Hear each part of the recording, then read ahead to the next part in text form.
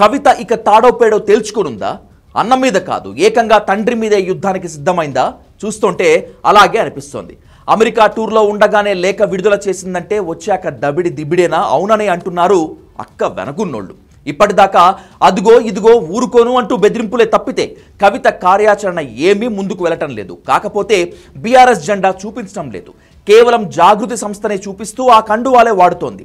BRS కూడా కవితను పక్కన పెట్టేసింది. మొదట తండ్రి మీద గౌరవం చూపిస్తూ అన్న మీద ఆగ్రహం చూపించింది. కానీ అన్న తెలివిగా సైడ్ చేసేశాడు.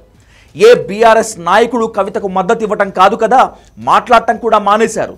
అసలు కవిత మీద తీన్మార్ మల్లన్న పెద్ద పెద్ద డైలాగులు వేస్తే కూడా ఎవరూ ముందుకు వచ్చి ఖండించలేదు, కనీసం కవితను పరామర్శించలేదు.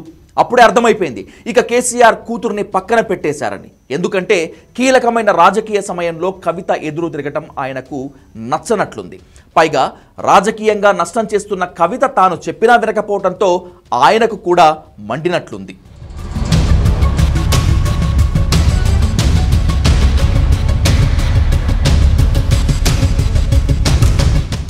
అందుకే కవిత ఆమె భర్త ఫామ్ హౌస్కు వెళ్ళినా కూడా పలకరించలేదని తెలుస్తోంది.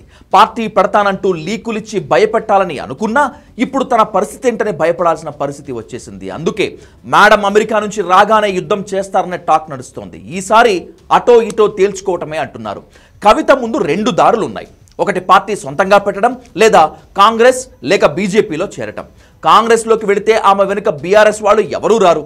బీజేపీలోకి వెళితే రావచ్చు, కానీ బీజేపీ డైరెక్షన్లోనే ఆమెపై లిక్కర్ స్కామ్ కేసు పెట్టారని ఆవిడే ఆరోపించింది. కాబట్టి అది వర్కౌట్ అవుతుందో లేదో చెప్పలేం. అందుకే సొంత పార్టీ పెట్టి ఎవరితో అండర్స్టాండింగ్ రావాలనే దానిపై కసరత్తు చేయనున్నది.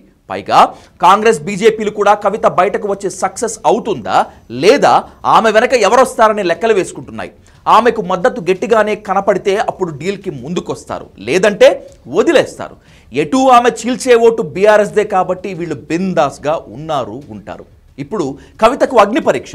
బీఆర్ఎస్ వదిలేయటం, తండ్రి కేసీఆర్ను ఎదిరించడం అంటే మాటలు కాదు. అయితే గీతే గులాబీ సీక్రెట్స్ బయట పెడితే మాత్రం బీఆర్ఎస్ దారుణంగా నష్టపోయే ఛాన్స్ ఉంది. మరి కవిత అంత సాహసం చేస్తుందా అనేది ప్రశ్న.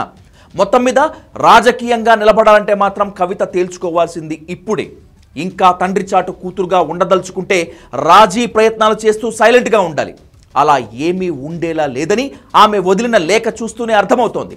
సో కవిత అమెరికా నుంచి రాగానే రాజకీయం హీటెక్కటం ఖాయమనే అంటున్నారు.